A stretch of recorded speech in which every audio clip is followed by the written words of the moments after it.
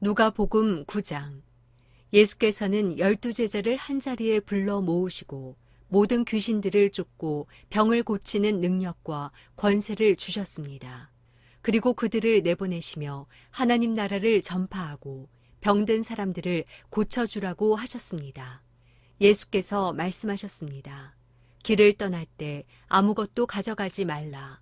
지팡이도 가방도 빵도 돈도 여벌 옷도 가지고 가지 말라. 어느 집에 들어가든 그 마을을 떠날 때까지 그 집에 머물러 있으라.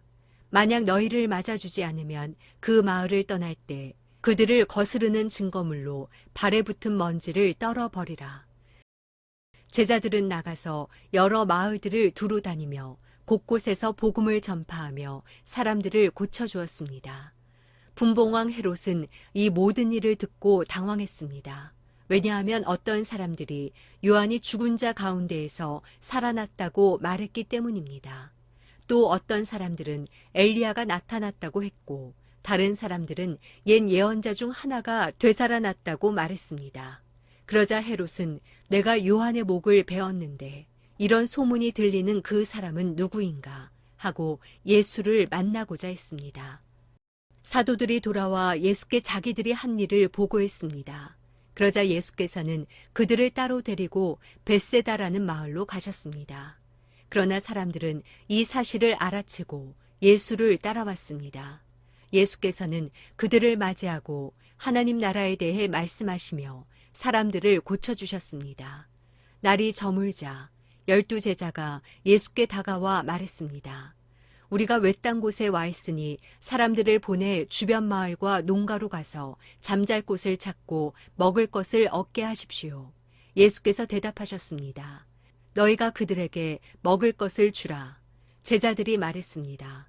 저희가 가진 것이라고는 빵 5개와 물고기 2마리뿐입니다. 이 많은 사람들을 다 먹이려면 가서 먹을 것을 사와야 합니다.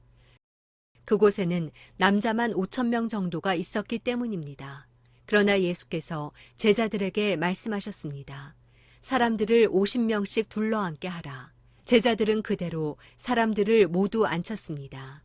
예수께서는 빵 5개와 물고기 2마리를 손에 들고 하늘을 우러러 감사 기도를 하셨습니다. 그리고는 그것을 떼어 제자들에게 주면서 사람들 앞에 갖다 놓게 했습니다. 사람들이 모두 배불리 먹었습니다.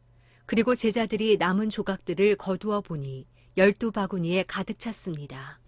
한 번은 예수께서 혼자 기도하고 계셨습니다. 제자들도 함께 있었는데 예수께서 물으셨습니다. 사람들이 나를 누구라고 하느냐? 제자들이 대답했습니다. 세례자 요한이라고도 하고 엘리야라고도 합니다. 옛 예언자 중 한 사람이 되살아났다고 하는 사람도 있습니다. 그러자 예수께서 물으셨습니다. 그러면 너희는 나를 누구라고 하느냐? 베드로가 대답했습니다. 하나님의 그리스도십니다. 예수께서는 이 말을 아무에게도 하지 말라고 단단히 경고하며 말씀하셨습니다. 인자가 많은 고난을 받고 장로들과 대제사장들과 율법학자들에게 배척받아 끝내 죽임당하고 3일 만에 살아나야 할 것이다. 그러고는 그들 모두에게 말씀하셨습니다. 누구든지 나를 따르려면 자기를 부인하고 날마다 자기 십자가를 지고 따라야 한다. 누구든지 자기 생명을 구하려는 사람은 잃을 것이요. 누구든지 나를 위해 자기 생명을 잃는 사람은 구하게 될 것이다. 사람이 온 세상을 다 얻고도 자기를 잃거나 빼앗긴다면 무슨 소용이 있겠느냐. 누구든지 나와 내 말을 부끄러워하면 인자도 자기 영광과 아버지와 거룩한 천사들의 영광 가운데 올 때 그를 부끄러워할 것이다. 내가 진실로 너희에게 말한다.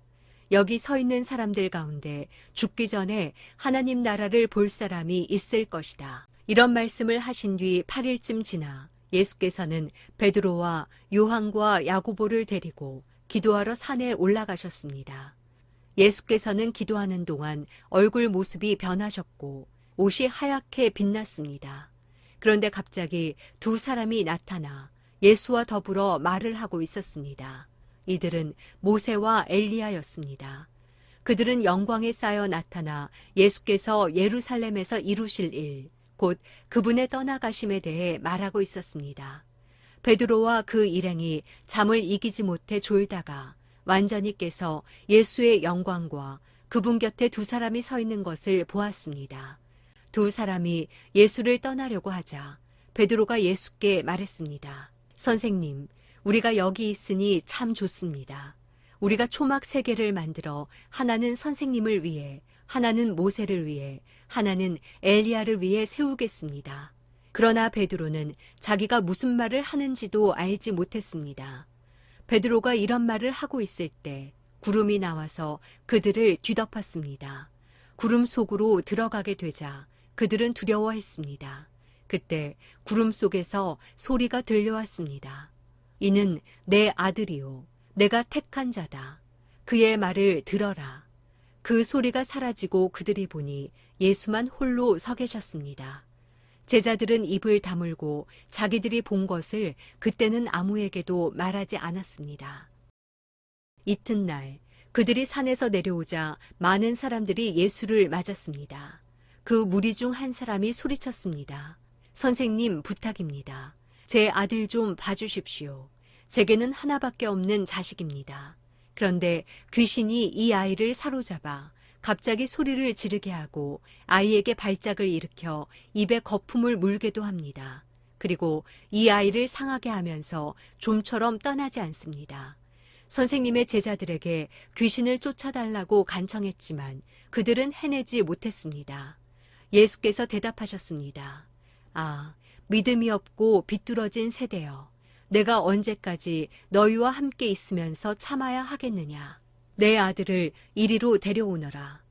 그 아이가 오는 중에도 귀신은 아이의 몸을 바닥에 내던지며 발작하게 만들었습니다.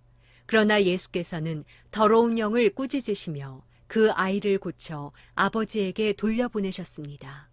하나님의 위대하심에 모두 놀랐습니다. 예수께서 행하신 그 모든 일에 다들 놀라서 감탄하고 있을 때 그분이 제자들에게 말씀하셨습니다. 지금 내가 하는 말을 유의해 들으라. 인자가 배반을 당해 사람들의 손에 넘겨질 것이다. 그러나 제자들은 이 말씀을 깨닫지 못했습니다. 그들이 그 말씀을 이해하지 못하도록 그 뜻이 감추어져 있었기 때문입니다. 그들은 두려워서 예수께 물어볼 수도 없었습니다. 예수의 제자들 사이에서 누가 제일 큰 사람인가를 두고 다툼이 일어났습니다. 예수께서는 그들의 속마음을 다 아시고 한 어린아이를 데려와 곁에 세우며 말씀하셨습니다. 누구든지 이 어린아이를 내 이름으로 영접하는 사람은 나를 영접하는 것이다.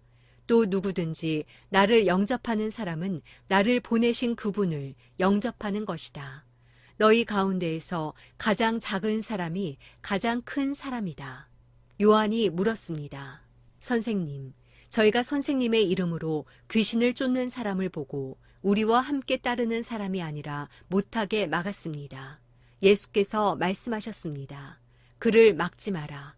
누구든지 너희를 반대하지 않는 사람은 너희를 위하는 사람이다. 예수께서 승천하실 때가 가까이 오자 예루살렘으로 가실 것을 굳게 결심하셨습니다. 그리고 예수께서는 사람들을 미리 앞서 보내셨습니다. 그들은 가서 예수를 모실 준비를 하려고 사마리아의 한 마을에 들어갔습니다. 그러나 그곳 사람들은 예수를 반기지 않았습니다. 예수께서 예루살렘으로 가시는 길이었기 때문입니다. 제자인 야고보와 요한이 이것을 보고 주여, 우리가 하늘에서 불을 불러 이 사람들을 멸망시켜 달라고 할까요? 라고 물었습니다. 그러자 예수께서 뒤돌아 그들을 꾸짖으셨습니다. 그러고 나서 그들은 다른 마을로 갔습니다. 그들이 길을 가고 있는데 한 사람이 예수께 말했습니다. 선생님이 가시는 곳이라면 어디든 따라가겠습니다. 예수께서 대답하셨습니다. 여우도 굴이 있고 하늘의 새들도 보금자리가 있지만 인자는 머리 둘 곳조차 없구나. 예수께서 다른 사람에게 말씀하셨습니다. 나를 따라라. 그러자 그 사람이 대답했습니다. 주여, 제가 먼저 가서 아버지의 장례를 치르게 해주십시오. 예수께서 그에게 말씀하셨습니다.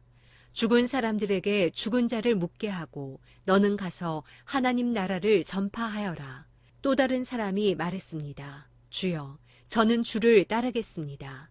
하지만 제가 먼저 가서 가족들에게 작별 인사를 하게 해주십시오. 예수께서 그에게 대답하셨습니다.